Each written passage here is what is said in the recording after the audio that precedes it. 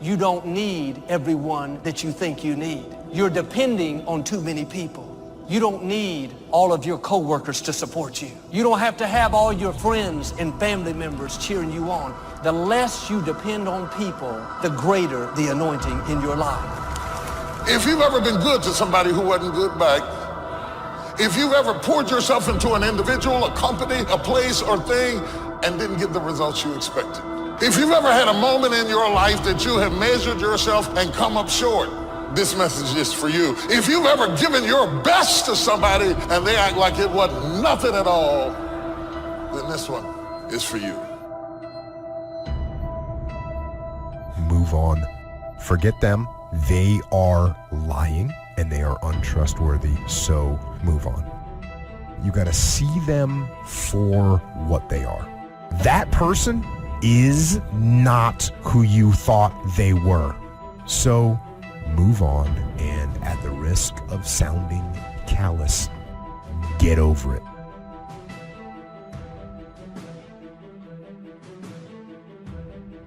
Are you discouraged because people are not giving you what they used to? It's because God's growing you up. Quit trying to get from people what only God can give. Go to Him for your value, your self-worth, for your encouragement. If you'll start passing these tests, not relying on people, you'll not only live more confident, more secure, but I believe and declare you're going to overcome obstacles that looked insurmountable, accomplish dreams that seemed impossible, and reach the fullness of your destiny. You cannot hang out with a bunch of defeated, going nowhere, no vision men and be an overcomer. You are who you hang around.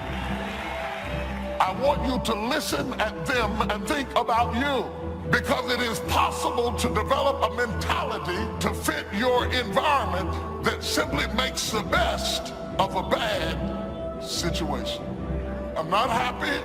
I'm not getting the most out of my life, so I'm going to bring my expectation down to my reality and enjoy the fact that at least they didn't carry me off to the morgue today. I'm still here.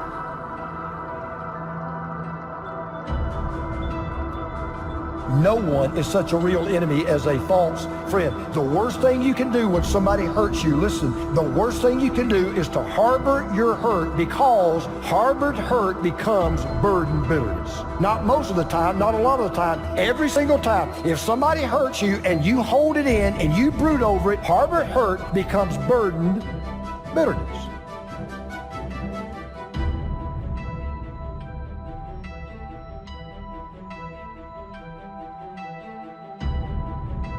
When someone breaks our trust, we question ourselves too. Like, we think my judgment's bad because I totally put my faith in this person and look what they did to me. So you got to build that trust up back again with yourself. How do you do that? Read, learn, work out, be alone. It's okay to be alone. It's okay. There's no big deal. Enjoy it. Do something productive and build that trust up in yourself. You know, look back at the situation, learn from it. You must be very intentional and deliberate. You're not going to wake up one day and find a law degree. You're going to have to work for it. And your problem is, you wake up on Monday and you might be strong, but by Wednesday, you're not intentional and deliberate. You are hoping that the best is going to happen to you, and the best never happens to you. If you look in the mirror tomorrow and say that, you will change. Because nobody likes thinking of themselves as a failure. I don't want you to keep doing dumb stuff and say, my life is miserable. No, your life is not miserable. Your ability to make adjustments, to make corrections is messed up. And you're too slow. You're too casual. You think too much. You need to get in a hurry. The separator is going to be who takes massive action quickly. They print money. They don't print time. They don't print opportunities. You can lose money and get it back. You can't get time back. You can't get experiences back. Average people focus on money. The greats focus on time, because I can't get my time back. If for 10 years, if you didn't avoid doing what you knew you needed to do, what would you be like? What would happen if you just stopped wasting the opportunities that are in front of you? You'd be 10 times more efficient. You have no idea how efficient people get. If you want to make your dream become reality, The people that are running at their dreams know that it's possible that you can live your dream, that it's necessary, that you're relentless, that you have a plan of action, that you are creative. The people that are living their dream of finding winners to attach themselves to. The people that are living their dreams of a people that know that if it's going to happen, it's up to them. And they're resolving within themselves, it's not over until I win. The people that are running after their dream know they're going to have hard times. They keep on running because they're saying within themselves, I'm the one. No matter how bad it is or how bad it gets, I'm going to make it. The people that are running after their dreams are the people that are hungry. The key is time is precious. Life is not just the passing of time. Life is a collection of experiences, their frequency and their intensity. Life is not just watching the clock tick away. Life is a collection of experiences, their intensity, their frequency. When should you start the day? As soon as you have it finished. Plan the day the best you can, leaving plenty of room for improvising and surprises and all the stuff that happens during the course of the day. But if you've planned a good, productive day, now you start that day, you can't believe how much more valuable your time will be. Don't start the day until you have it finished. Now here's the next one. Don't start the week until you've had it finished. Now to lay out a week is a pretty good challenge. And then here's the big one. This is really challenging. Don't start the year until you have it finished. To the best of your ability. It can't be finished like minute by minute. But in terms of the sweep of what you want to accomplish, make sure that that's set and ready to go by the time January 1st rolls around. And it might get all upset. It might get torn up and you do a new one. You make so much progress the first 90 days that now you've multiplied it all by 2, by 3. Because that happened to me. I thought, wow, this is going to be a great year. By the time I'd finished the 3rd month, I'm rolling, I'm soaring. So many things are happening, I revised my whole year's plan. Next key to time management. And that's work longer and harder. But see, there's a limit to that. I almost lost my health the first year. I went so crazy about personal development and achievement. I just went bonkers. You know, I told you I was skinny. By the end of that first year, I was a walking shadow. And then it suddenly occurred to me, what if I got rich and too ill to spend it? I mean, that was a shocker. So I started, developing a little more reasonable. Because I said, if 12 hours won't do it, I'll work 14. If that won't do it, I'll work 18. I mean, how many hours it takes. And sure enough, it cost me too much. So see, working longer and harder for some might be appropriate. Here's the key, not to work harder, but smarter. We give up so quickly. The first time we get turned away, we go home. The first person that doesn't like us, the first person that doesn't help us, the first time it gets a little hard, many of us are so quick to see disappointment as a dead end. If you can't get in, go up. If you can't get through on this level, go up to a higher level. Sometimes the reason God allows you to be restricted is because you're at the wrong level. And sometimes he'll put a disappointment in your life, so you have to climb over it. Restoration will come. Healing will come if you won't give up.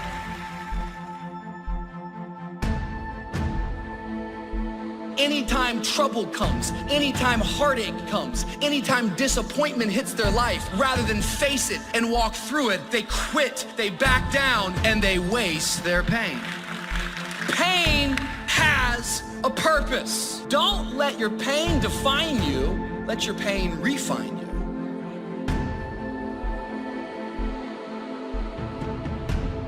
Now, our job is not to be the person who exposes betrayers. Our job is to make sure that we stay resilient enough to know that betrayers are going to come and go, but we're going to walk by faith and not by sight. And we are going to forgive people. We are going to enjoy our life.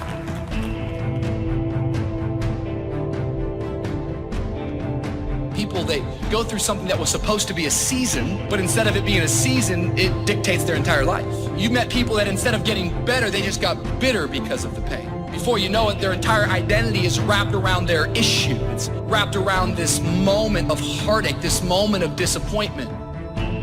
You've met people that have been betrayed by a friend, and instead of forgiving, instead of rising back up, instead of being the friend that they're looking for, they isolate and they back down. You meet people that their dreams never came to pass, and because the dreams never came to pass, they just now become a critic of anybody else who goes for their dreams.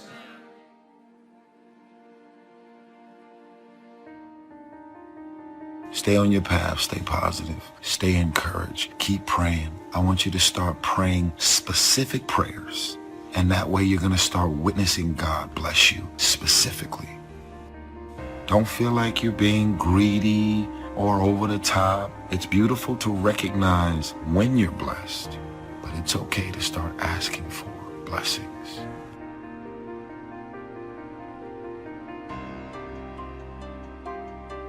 And so right now, in this era where we are, the people that are going to come out on top, the people that are going to get control of their destiny, the people that are going to maximize this place in history and be fortified in terms of their mental resolve and families and their skills and their ability to create incredible wealth, are people that are using their times more productively.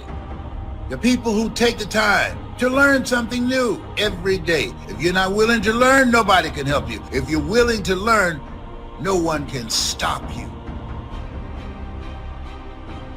80% of the things we do are busy things that we do in an area that is not effective. The average person only spends 20% of their time doing the thing that they are really gifted at, created at, excited to do, and the rest of it is all the dumb stuff that we all have to do in order to survive. Wonder what would happen if we would go from doing 80% of things that are busy but not effective and 20% of the things that are really effective if we would switch those numbers around and only give 20% of our time to the things that we have to do and 80% of our time to the thing that we were created to do.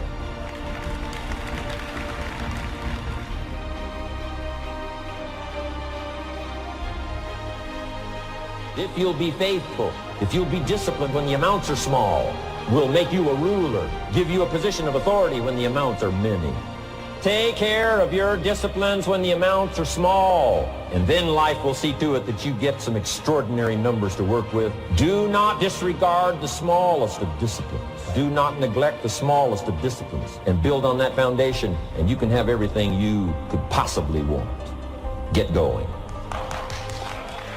Don't stop at where you are as if it were the destination, when in fact, in reality, it may be the transportation that brings you into that thing you were created to do.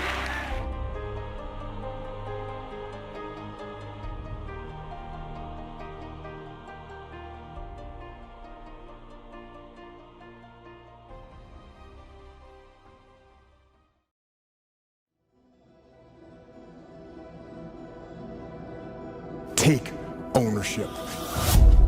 Take extreme ownership. Don't make excuses. Don't blame any other person or any other thing. Don't hide your delicate pride from the truth. Everyone took ownership of their mistakes. Everyone took ownership of the problems. Take ownership of your job, of your future, and take ownership of your life. And lead yourself and your team and the people in your life. Lead them all to victory. There is a certain mentality that is associated with winners. Because there's a mentality. This is not about money. It's not about anything tangible. There's a mentality that goes along with winning. Trying to learn early the consequences of errors in judgment, poor behavior, and then try to learn from others that have gone down a disastrous road, and sure enough, they suffered the consequences, and you say, wow, then I'm going to change direction because I don't want those consequences. And to the positive, once you get that mentality, you can listen at a person talk a few minutes and either it feeds you or it doesn't. And you learn sooner or later that things that don't feed you, you don't spend time fooling with it. because it is counterproductive to where you're trying to go. You don't argue with people. You stop arguing with people. You just move aside and go on in your own direction because you finally got it on the right road and you don't want anything to blow you off course. And now that you've got your focus, you want to be able to maintain your focus and keep moving forward. Likewise, failing has the pathology. You can get in around failing people and have failing circumstances and listen at negative talking, and after a while you find yourself unable to get back up again because not only are you down, but what is worse is your environment is down and everybody who's talking to you is talking down, and you develop a mentality built around your condition.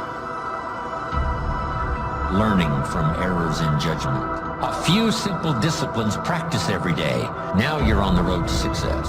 A few errors in judgment repeated, and you can turn anything around. Anybody who's not ever willing to risk will never do very much in this world. And in all probability, you'll end up being quite bored with your life. A couple things that I said last night that I don't want you to forget is walking by faith is taking step one before you know what step two is. After a few times, you get a little more used to it and it's not quite as scary, but taking a step of faith is stepping out to do something when you don't know how it will be provided for.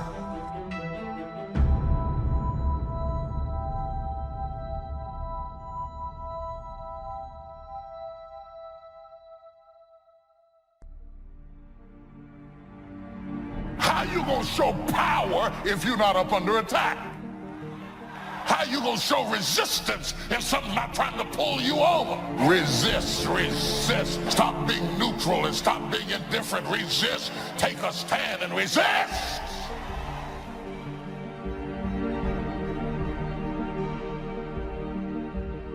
You know, courage mounts up, and then sometimes we have the doubts that creep in, and we reach a little deeper to find that courage that overcomes our doubts and our fears. Courage to do what you didn't think you could do. The courage to step into territory that might be a little unfamiliar. The courage to talk to somebody you don't know. Courage to stand up when it's sort of dark in your corner. The courage to do it when it isn't going your way, seemingly. Be strong and very courageous. Be strong and very courageous. Be strong and be of good courage. Be strong and possess the land. Don't wait anymore. Don't think anymore. Don't plan anymore. Don't contemplate anymore. Don't make any more excuses or justifications. Don't rationalize anything else. No and no. Instead, be aggressive. Take action now. And what is the first action that you need to take? Take the step. Step aggressively towards your fear. And that step towards your fear is the step into bravery. Because we're scared of what we don't know. And there is only one way to learn and to know, and that is to confront that fear. You have to step, you have to go. And this simple action, this simple attitude, it answers so many questions. How do you change your diet? You step, you go. You step, you go. How do you overcome fear of failure or fear of success or fear of fear itself? You step. Face everything and rise. That's what a few people will do. The ones who will face everything and run, they've already gone to look at television and constant negative news and other drama stuff and go to bed fearful tonight. They won't even get a good night's sleep. This is for people that are positive, that are motivated, and that are hungry. I can't say this enough. Work on your mind. Listen to things that empower you, that builds your spirit, that's got your name on it. Listen, why? Because faith comes by hearing and hearing and hearing. Oh, I heard it before. No, listen until you're producing the results. If you're not producing the results, you haven't heard it enough. You got to listen till it goes past the conscious mind to the subconscious mind. So you need a coach, somebody that can see what you can't see. We all have doubts that attack us. We all have small fears that creep in. That is the nature of life. But that's what faith is all about. That's what courage is all about, to serve us when our doubts will not serve us well. Faith to overcome fear and courage to overcome our doubts. That, of course, is the very essence of life itself, because we all have this warfare going on. In our own body, the warfare between health and illness, the struggle is on. The struggle between light and darkness, the struggle between good and evil. We must drive the dark side of our nature into a small corner and let the positive side flourish. So self-control is certainly necessary to be a strong leader, so that you can become the best example of choosing wise words and not being careless, that kind of control. Fear, it's going to be overwhelming, but I'm telling you, you close your eyes at night and you go to bed, and fear, it's overwhelming, but I'm telling you, if there's just a hint of faith. Some of you are waiting for great faith. You don't need great faith. You can move a mountain. Fear creates mountains. Faith removes mountains. That once a person's mind is expanded with an idea, it can never be satisfied to going back to where it was. So some of you are going to experience a breakthrough. Some of you are going to go back and look at your dreams and brush them off. Whatever goal that you have in mind, I want that to be a goal that will challenge you, something that will make you stretch. What is it that you looked at some point in time and you decided that you couldn't do it, that you talked yourself out of it? Whatever it is, bring it back out there. How you're going to do it, that will come to you in due time. You've got to begin to take a look at your life and look at where are you right now? What are your strengths? What are your weaknesses? What gives your life a sense of fulfillment, a sense of joy? What is it that you could love doing 7 days a week? See, you don't get in life what you want, ladies and gentlemen. You get in life what you are, not what you want. You see, the good news is that we can always become more by working to develop ourselves. Think about that. I fought my way up. I fought to get to work. I fought to stand. I fought to carry on. I fought to live. I fought to get out the bed. I fought with my fears, my anxieties. I fought with haters, liars, backbiters, and betrayers. And many times I laid in the bed. I couldn't go to sleep because I was fighting with myself. I fought. Why don't you let the people in your life off the hook? Maybe they did the best they could. They may have made decisions that you don't understand. Feels like it put you at a disadvantage, but you didn't have to walk in their shoes. Maybe nobody gave them what they needed to give to you. Bottom line, nobody owes you anything. God is keeping all the records. He has seen everything that's happened in your life. You got to make changes. You got to say no. You got to disappoint people. You got to walk away from some stuff. You have to. The injustice, the bad breaks, the person that did you wrong, those people cannot pay you back. They cannot make you whole. Only God can. Quit looking to people to make it up to you. Quit trying to get somebody to apologize, to admit they were wrong, to give you what they don't have. If you'll go to God, He'll bring you out better. He'll make the rest of your life more rewarding, more fulfilling than it would have been if that hadn't happened in the first place. Some people get it the first time they hear it. And then some folks got to go home and chew on it and think about it and turn it over in their mind. And sometimes it takes a year, 5 years, 8 years. You can't be impatient with the seed coming up because every seed does not come up at the same time. You have to be patient with the soil. You have to tend it. You have to take care of it. You have to make sure that when the seed is ready to be cast, that the soil is ready to receive it.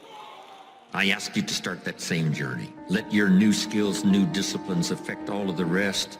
6/7 of our life was to be devoted to labor and work, to produce a good family, to produce an enterprise. That's the essence of life in its best form first, is to be a producer. What is the reason for the seed and the soil and the sunshine and the rain and the seasons of life and its miracle? What's the reason for all of that? Here it is in a nutshell for your notes. To see what you can do with it. We've got books to read and we've got classes to attend and we've got, things to do and things to learn. And if you put it all together, you can have not only your health, but your fortune.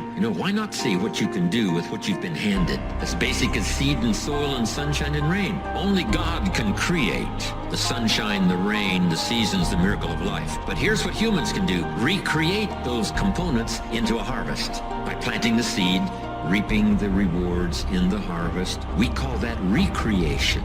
To take your hours and your energy and your life and a bit of skill and create, actually recreate a career, a future, possibilities, fortune, recreate.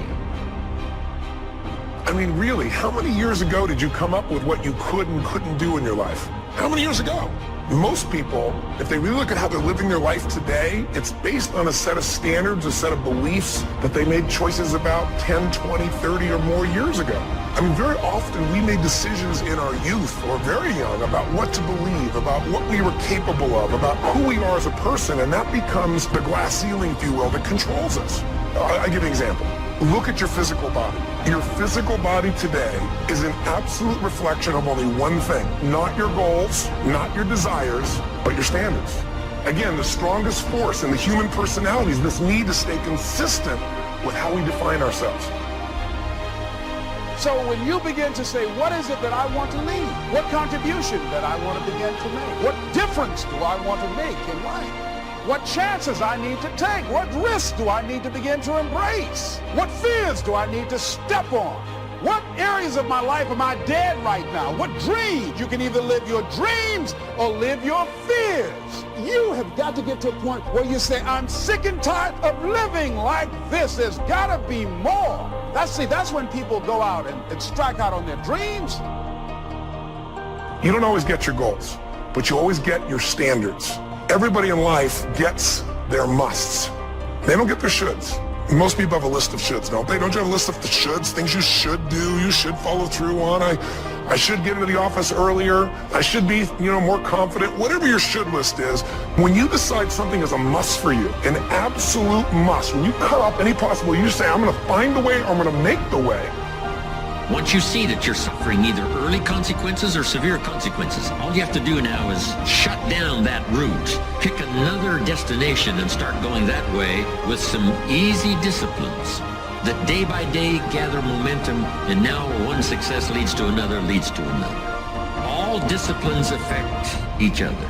What's interesting about success is starting a new discipline, a couple of new disciplines, and sure enough, once you've gained just a little bit of success in a couple of new disciplines, it'll inspire you to clean up the rest. Each lack of discipline affects the rest. You work on your mindset. You read 30 to 40 pages of something positive every day. You can't help but change. I'm an assassin. I'll kill every negative, mediocre cell in your body. You were born for greatness, not to be a victim. No, life happens to everybody. Everybody. And no one escapes it. It's called unavoidable suffering. Life is difficult. So work on your mind. I work on my mind every day. Every day I work on it. There's a calling on your life. And you're greater than your circumstances. You're greater than anything that has ever happened to you. Indecision is the thief of opportunity. If you don't decide what you're going to do today, the day could get away and you're not very effective. Don't start the day until you have it finished. Is it possible to finish the day before you start it? And the answer is yes. If you don't finish it, the day escapes. And in the morning you say, let's see, what should I do now? In the afternoon you say, hey, time's getting away from me, what should I do now? And now most of the day is lost. Most of the day escapes not being utilized simply because you didn't make those decisions early, at the early part of the day. The decisions we make in the early part of our life sometimes last for a lifetime. If you neglect them and don't make them, sure enough, the time passes and the opportunity sometimes is diminished, and sometimes you spend a lot of time now catching up simply because you didn't make those early decisions. So it's the decisions at the first of the day, it's the decisions at the early part of the month, it's the decisions at the early part of the year that greatly determines what kind of year you're going to have. The decisions you make at the first chance you see opportunity, those decisions. Then we need decisions to correct poor decisions, to overcome our mistakes. It's possible, of course, for all of us to make unwise decisions. At the end of a few years, we say, that decision cost me too much. Cost me a lot of time, cost me a lot of money. But as long as you're alive, there's still a chance to use new decision power to correct the mistakes of decisions that were bad in the past. All of us have the opportunity to do that, but I think Napoleon was right here too. You got to be definite in making decisions so that the opportunity doesn't pass you by. Take advantage. The people that do that, the people that go against the grain, the people who ignore the naysayers, the haters, the people who turn a deaf ear to people telling them what they can't do. Do what you can do. Give it everything that you have. What are you hungry for? Because when we come out of this, our lives will never be the same again. A lot of people are going to be left behind. A lot of people will be devastated. A lot of people will take themselves out. But a few people, those who are able to rise, a few people, the road to life is straight and narrow, but few there be that find it, because few there be that are hungry. You got to go all out. It takes everything in you. You got to feel that you were chosen for such a time as this. This is an appointment, a divine appointment for your dream. This could be the greatest time you ever live if you control what you focus on, if you find a more empowering meaning, and if you decide to model the actions of those who succeeded before you. It can be the best financial time, the best emotional time, the best spiritual time of your life, but you better take control of your state. And if you think you're going to do it just by today, you're wrong. You're going to need to get yourself some rituals. So you better do the right thing at the right time, and to do that, you better know what season you're in, and to do that, you better learn how to change your state, how to take control of your own conditioning. That's what I live for. A good leader has definite plans. Your plans to be financially secure. You got to have good plans. One more on plans, and that is the plan for your personal development. The plan to be better this year than last year. The plan to take the classes, do everything you possibly can to show personal progress. Not just financial progress, but the progress of personality, the progress of communication skills, the progress in how to deal with people. You need those kind of plans. A plan for personal growth, personal development, a plan to be all that you can possibly be. Got to have good plans. A good leader has the habit of doing more than what he gets paid for. What an incredible philosophy this is. It's what we call the service that you put out like seeds in the ground that doesn't bring the harvest immediately, but the harvest is yet to come. There's no secret to success. There's a system to success. The system works if you work it. If you don't work it, it won't work. But it works if you work it. And that's one four-letter word that most people don't like, that most people won't participate in their own rescue.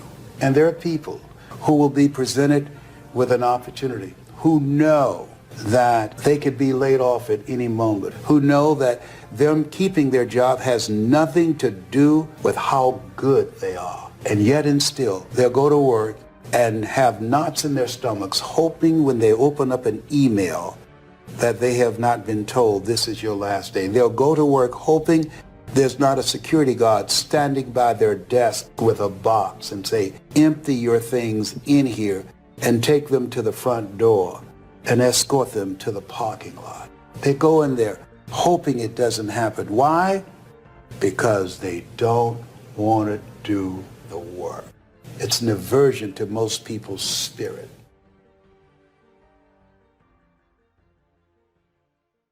You must understand that life has a way of taking you through perilous times, transitions and traumas, adversities, crises, good days and bad days.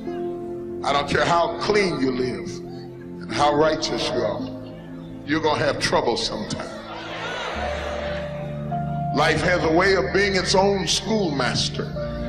Over a period of years, without any college classes, courses, books, or tapes, life will teach you something. You soon learn that life has its own pattern and it has its own rhythm. If you are a connoisseur of life, you observe all things. You learn from all people. You learn from all life's events. And after a while, you start drawing conclusions. When you start drawing conclusions, you draw them not for the benefit of judging other people, but you draw conclusions in the hopes that you might begin to understand what life is all about. Because after you lived a long time, you wise up a little bit. Just by virtue of staying here on the planet, of surviving good days and bad days, of seeing the sequence of life. The world is not like the movies. The movies aren't real. They don't exist. But you do. And this life it's better than any movie there is. Go out into the world and actually feel it. Go feel joy and love and triumph and rapture and ecstasy and glory. Go feel those things. And with those feelings, there will be other feelings as well. There will be sorrow and pain and sadness and desolation and suffering. There'll be all those feelings too, but you know what? That's okay. That's okay. Take both sides. Feel all of it. That's what life is. Those feelings, those emotions, those highs and those lows, those are life. Survival is necessary, but survival isn't living. The real problem with life is that at some point, you've got to start living it. Participation is required. This thing is not a spectator sport. You have got to get in the game and sweat it out. Yes, you'll get banged up. You'll get tossed around. You'll take some losses, but you'll also pick up some important wins. Wins that go a long way to developing who you are and your contribution to this world. I'm saying you've got to live as though it's an easy thing to do. As though there was some switch in your bedroom you can flip to get your real life started. Oh no.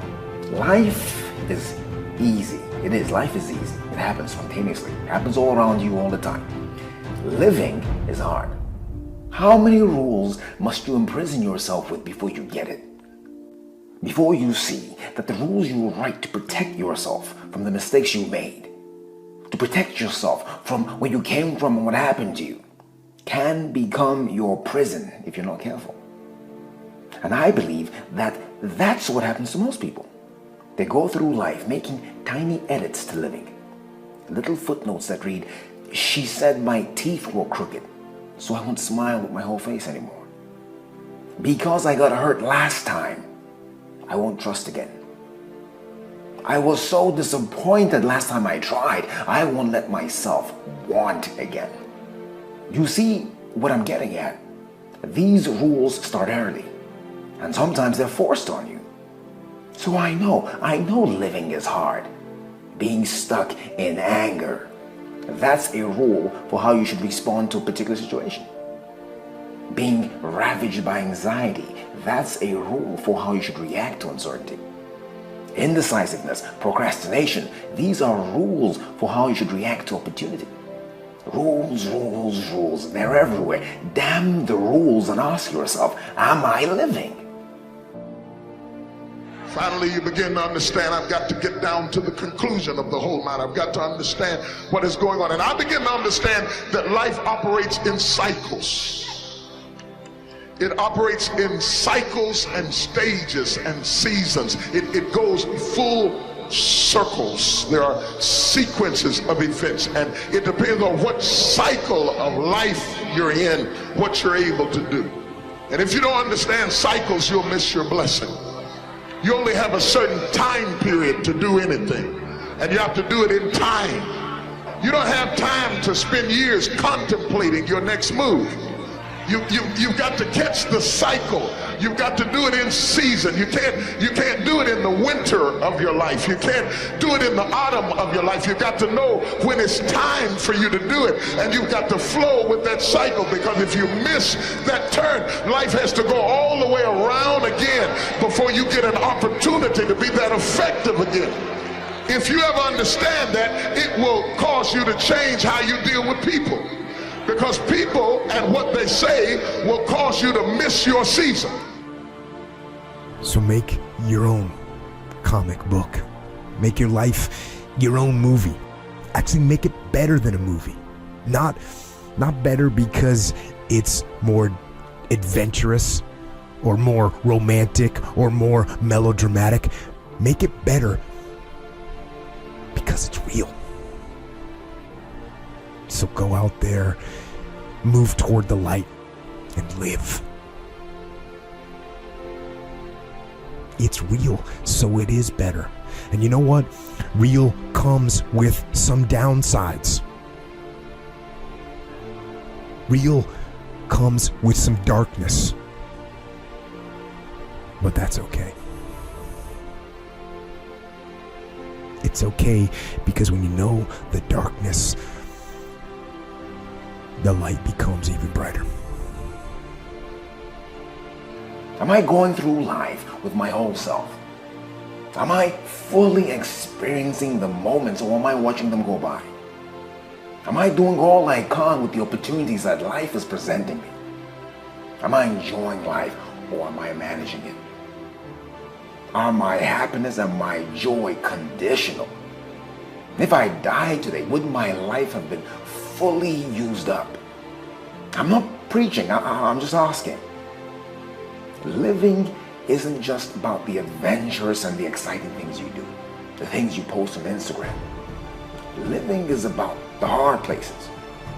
It's also about the dark places. Living is about where it hurts, going to those places. It's about processing pain, changing attitudes. It's about lifting those blocks, obstructing your path to the experience called living.